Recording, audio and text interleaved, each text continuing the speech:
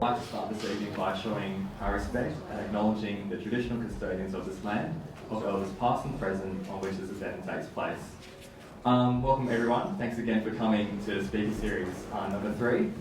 I'm Connor, I'll be emceeing for a bit tonight. Just a little bit about myself. I'm a first year planning student. I'm a Bayswater resident myself, and of course I'm very interested, like you guys, about the future of Bayswater and where this place is going to end up the next couple of years.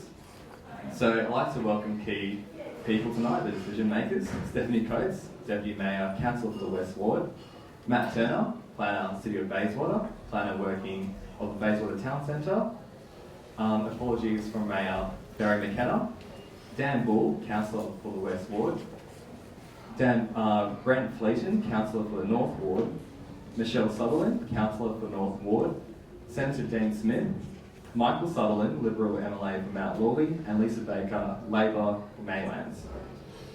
I'd like to also thanking our guest speakers here who are coming today, Kieran Moore and Philip Gracely. I'll give a better presentation and introduction to them later. So also tonight we'll be live streaming this talk on Facebook. So if you guys have just the next couple of minutes, maybe the next minute or 2 minutes, just go on Facebook, go on the Future Bayswater Facebook page, share, like the event, and tell your friends about it. You can guys do that now if you'd like on your phone, so more people can know about this event. Also tune in on the live stream on Facebook and get involved with the comments. So I'll give you guys maybe 2 minutes to do this if you like.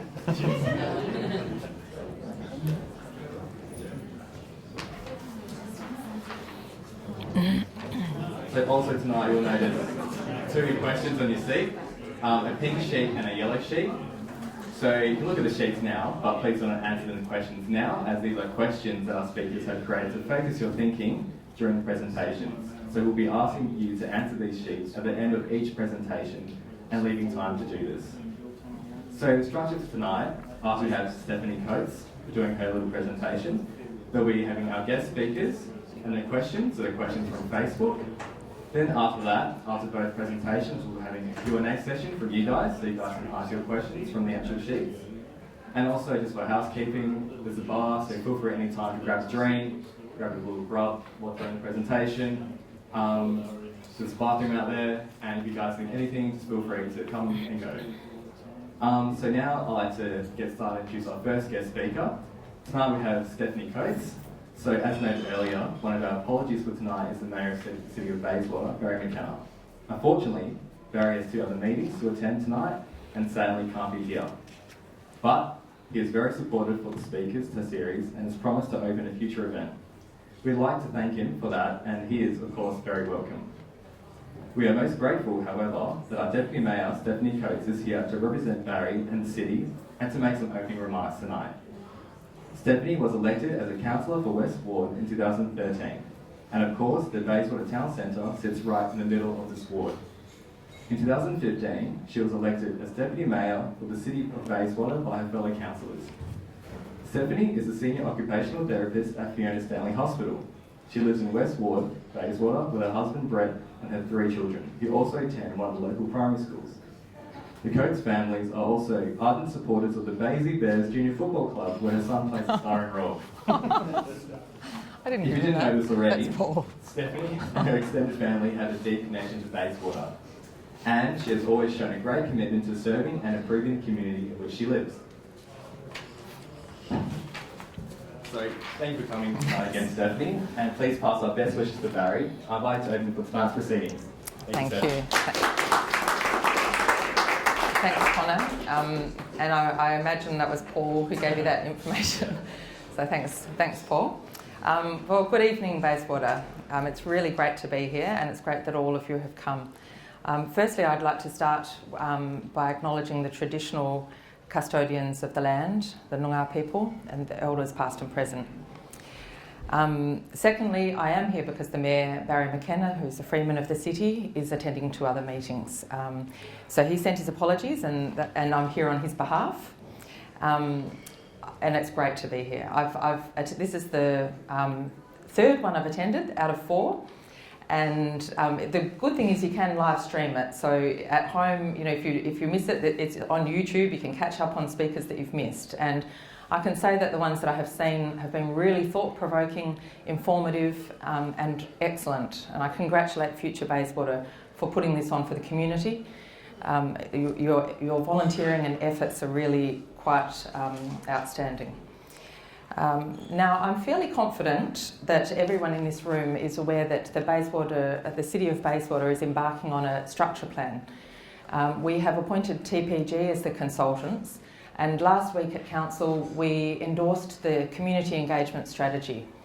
So I encourage all of you to go onto the City of Bayswater website, click on community consultation, it's on the left-hand side of the webpage, and under that you'll find Bayswater Town Centre structure plan. There is another button you can click to stay informed. It's really critical that the community, the people of Bayswater, get involved in this. We need to hear from the residents, the ratepayers, business operators, business owners, to help us frame the structure plan. So I encourage you all to go to that website. My personal view of the structure plan is I think that we need to ensure that the character, the charm and the heritage of the area is embraced and protected. I think we can do a fine job of supporting that in the structure plan. I think that the developments that we envisage for the area, they need to be appropriate in bulk, scale, design and location. I think we need to design out crime. I used to live in Marrickville in New South Wales for a few years, and I used to get off the train there at 11 o'clock at night and walk home a few streets. I'm not sure if that was actually a false sense of security, but there were people everywhere and I felt quite safe doing so. So I think actually designing out crime is really critical from our train station so that people can feel safe walking home. I think also the connectivity of the walkways, the pedestrian access, how that is all interconnected is also a critical part of the structure plan. Activating the laneways, we've got a lot to do. We need to look at how the two sides of the railway link up in our town centre. Now, I'm probably preaching to the converted here, but Bayswater has a lot going for it. We're 8 k's from the city, we're a stone's throw from the river. We've got a train station, and our train station is going to be the first stop on the Forestfield Airport link. So people from Paris coming to Perth, the first thing they see when they come out of that tunnel on the train is going to be Bayswater. And having a train station in the heart of our town centre is a real asset. I think we need to embrace that and make the most of it. We've got 3 beautiful parks within our town centre, and we have 5 schools within walking distance. We've also got the Principal Shed Path, which I'm sure a lot of you utilise to ride to work. And we've got the Circle Route bus. There's a lot going for it in our town centre. So, the biggest asset I think in Bayswater are the people. And right now we've got a really engaged and active, connected community, and that is our greatest strength. This here tonight is an example of that our community is willing to come together and to work on the future of Bayswater. I feel very lucky indeed. I've heard it said that towns actually go through a regeneration every 100 years, and I believe it's Bayswater's time right now. So without further ado, because my role tonight is actually introducing the guest speakers who are the experts, and so without further ado, I'd like to introduce them. Tonight we have Phil Gresley, who is an architect and a Bayswater local. My catchphrase is Bayswater's got talent. We've got a lot of talent in Bayswater, and we have it sitting right here. Phil was appointed to be a chief consultant, I believe, to WAPC, the WA Planning Commission, to deliver an apartment design guide. And so I, as a councillor, I'm really actually looking forward to hearing more about this. We also have Kieran Wong, who is also an architect from Coda and an urban designer.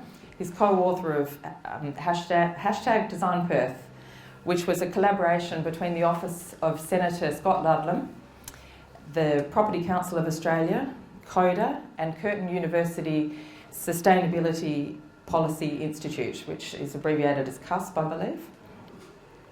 Now, I hope you don't mind, but I thought I'd read you an excerpt from the foreword in hashtag Design Perth. Now, Kieran works at CODA, and this is from the foreword. At CODA, we believe that design matters. We believe in the ability of good design to influence positive outcomes, not just for individuals, but for the wider community. We imagine density measured not by the number of people per hectare, but in quality and access to social and public amenity and infrastructure.